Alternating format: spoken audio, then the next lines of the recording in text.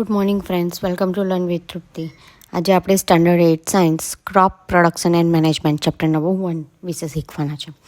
Okay, agriculture practice. Farmers follow several step for the crop production. તો તમને ખબર જ હશે કે જે ખેડૂત હોય છે ફાર્મર્સ, એ બહુ જ બધા એને સ્ટેપ્સ લેવા પડે છે, એટલે કે બહુ બધી પ્રક્રિયા કરવા પડે છે. તો જઈને ખેતરના અંદરથી એક કોઈ પણ જાતનો પાક કે કોઈ ગ્રેન્સ આપણને મળે છે. તો એના માટે કયા કયા સ્ટેપ્સ છે એ જોઈએ. Preparation of soil, sowing, adding manure and fertilizer, irrigation, production from weeds, harvesting and storage. આ જે 7 સ્ટેપ છે એ સ્ટેપ પૂરેપૂરા ક્લિયર થાય તો આપણને એક ગ્રેન સુધી પહોંચી શકીએ છે. Okay, now the first topic, preparation of soil. Ploughing, losing and the turning of the soil, leveling, flattening of soil surface. Purpose, aeration, mixing manure and easy to sowing. મતલબ શું ખબર કે જ્યારે સૌથી પહેલાં ખેતરના અંદર કંઈક પણ વાવવામાં આવે તો એના માટે એની માટીને તૈયાર કરવી પડે છે.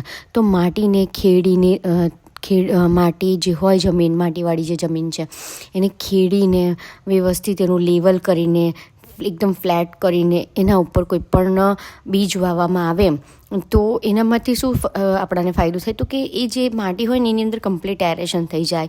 એના અંદર આપણે કમ્પ્લીટ મેન્યુઅર એટલે કે જે ખાતર મિક્સ કરી દે એ ઇઝી કરી શકીએ અને આપણે બીજ વાવવાના હોય છે એ આસાનીથી વાવી શકીએ. એના માટે સૌથી પહેલાં તો પ્રિપરેશન ઓફ સોઇલ એટલે કે માટીને તૈયાર કરવી પડે છે. Second point, sowing, process of the putting seeds into the soil. Sowing એક એવી પ્રક્રિયા છે જે આપણે માટીના અંદર બીજને વાવ્યો. Good seeds are healthy, clean and disease free. હવે તમને ખબર જ છે, જ્યારે આપણે કોઈ સારો પાક જોઈતો હોય તો એના માટે બીજ પણ તો સારું વાવવું પડે ને, તો સારો પાક મળે, બરાબર. તો સારા બીજ ખૂબ જરૂરી છે. તો એના માટે ટૂલ્સ કયા આપણે યુઝ કરીશું? તો tools, traditional seed drill and model seed drill. મતલબ તમને કહું તો પહેલાંના જમાનામાં તો આટલી બધી સુવિધા નહોતી, તો સિમ્પલ રીતે અહીંયા હું તમને નેક્સ્ટ સ્લાઇડમાં એક પિક આપેલા છે બંને મોડર્નના અને ટ્રેડિશનલના. એ બંને રીતે પહેલાંની રીત છે અને સેકન્ડ પિકમાં મોડર્ન સિસ્ટમ છે. તો આ રીતે બીજોને વાવવામાં આવતા હતા, બરાબર. હવે તો ટેકનિક બહુ ફાસ્ટ થઈ ગઈ છે, જેના કારણે અલગ અલગ સિસ્ટમવાળા નીકળ્યા છે, જેનાથી માણસનો સમય બી બહુ બચી શકે છે. Okay, next topic, adding manure and fertiliser. તો મેન્યુઅર કોને કહીશું? તો natural added humus improve and fertility. તો જે મેન્યુઅર છે ને એ કેવું છે ખબર, એ નેચરલ છે, કુદરતી છે, જેનાથી સારી ફર્ટિલિટી આપણને મળે છે. અને સેકન્ડ જે ફર્ટિલાઇઝર છે એ કેમિકલ્સ લાઈક યુરિયા અને NPK, તો એ કેમિકલવાળા આવે, બરાબર. મેન્યુઅર ખાતર જે છે એ કુદરતી છે અને પેલું જે છે એ મતલબ કે કેમિકલવાળું છે. Fertiliser give quick nutrition but excess use is harmful. હવે તમને કહું ને તો જે કેમિકલવાળા જે ફર્ટિલાઇઝર, જે NPK, યુરિયા આપણે જો યુઝ કરતા હોય જમીનના અંદર, તો એ આપણાને તૈયારીમાં ન્યુટ્રિશન તો આપી દે છે, પણ એના કારણે પાક સારો થાય છે, પણ એના કારણે આપણને લાંબા ગાળે હાર્મફુલ થાય છે. Okay, second point, irrigation. Irrigation એટલે કે કોઈ પણ ક્રોપને પાણી આપવાની પ્રક્રિયા. દેખો, watering crops at a regular interval, કે અમુક સમયાંતરે પાણી પાકને આપવાની પ્રક્રિયાને ઇરિગેશન કહેવાય છે.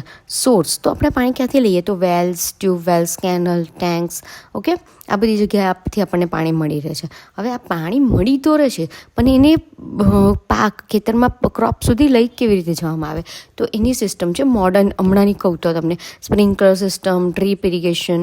ઓકે, તો મતલબ કે જેવું પહેલાં પેલું શોવિંગ માટે કીધું એ જ રીતે કે પહેલાં બીજ વાવવાની પ્રક્રિયા બી બહુ અલગ અલગ રીતની હતી, એવી રીતે પાણી આપવાની પ્રક્રિયા બી બહુ જૂની સિસ્ટમ અલગ હતી. ને હવે તો નવી સિસ્ટમમાં સ્પ્રિંકલર કે ડ્રીપ ને ફુવારા પદ્ધતિ, ફાઉન્ટેનવાળું, આ તે બધું બહુ અલગ અલગ આવી ગયું છે. એના પિક પણ હું તમને અહીંયા આપેલા છે. ઓકે, અલગ અલગ ઇરિગેશન સિસ્ટમ અહીંયા છે. Okay, now the protection from the weeds. Unwanted plant growing with crop. હવે જ્યારે ખેતરમાં આપણે પાક તો વાવીએ છીએ, બરાબર છે, તો એકલો પાક નથી ઉગતો.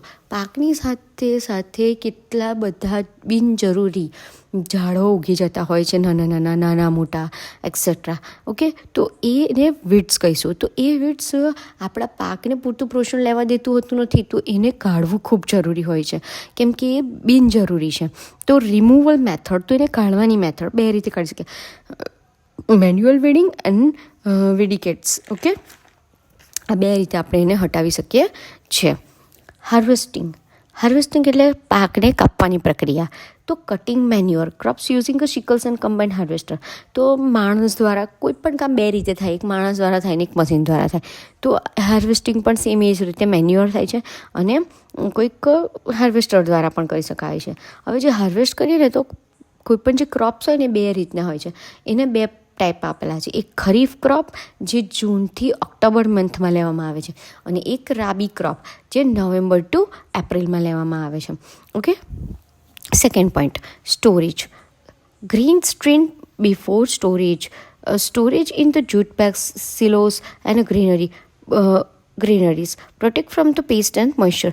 હવે તમને કહું તો જ્યારે ગ્રીન કમ્પ્લીટલી સુકાઈ જાય ત્યારે એને સ્ટોરેજ કરવામાં આવે. તો પહેલાં તો નાની કોથળીઓમાં, પેલા જૂટની કોથળીઓમાં ભરી અને જે મોટા એના સ્ટોરેજ રૂમ હોય ત્યાં સુધી લઈ જવામાં આવે, કેમ કે એને મોઇશ્ચરથી બચાવવાનું છે, જીવાતોથી બચાવવાનું છે, એટલે એને વ્યવસ્થિત સ્ટોર કરવું ખૂબ જરૂરી છે. Okay, next topic, animal husbandry. Animal husbandry એટલે કે પ્રાણીઓને પાળવાનું છે. તો rearing and the management of the animals for the food, milk, meat and eggs. બરાબર.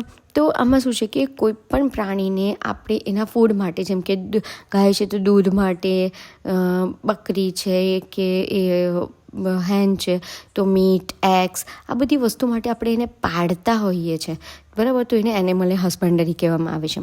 Included feeding. હવે એના માટે આપણે એને પૂરતા પ્રમાણમાં ખાવાનું આપીએ, પછી એની બ્રીડ એટલે કે સારી જાતના એનિમલ્સ મળે આપણને, એના માટે એની બ્રીડિંગ કરીએ, એને ડિસીઝ કંટ્રોલ એટલે કે એને રોગોથી બચાવીએ. આ બધી જ રીતે જેના કારણે આપણને પૂરતા પ્રમાણમાં એમના પાસેથી ફૂડ મળી રહે અને એનિમલ હસબન્ડરી વ્યવસ્થિત રીતે ચાલે. એ કોઈ પણ જાતની એનિમલ હસબન્ડરી હોય, કાવને લઈને હોઈ શકે, ગોટને લઈને હોઈ શકે, હેન, ફિશ, કોઈ પણ રીતની એનિમલ હસબન્ડરી હોઈ શકે છે. ઓકે, તો જો તમને આ વિડીયોની અંદર પૂરતી માહિતી ક્રોપ પ્રોડક્શન એન્ડ મેનેજમેન્ટ વિશે મળી ગઈ હોય તો મારી ચેનલને લાઇક, શેર એન્ડ સબસ્ક્રાઈબ કરવાનું ભૂલતા નહીં. Thank you. નમસ્તે.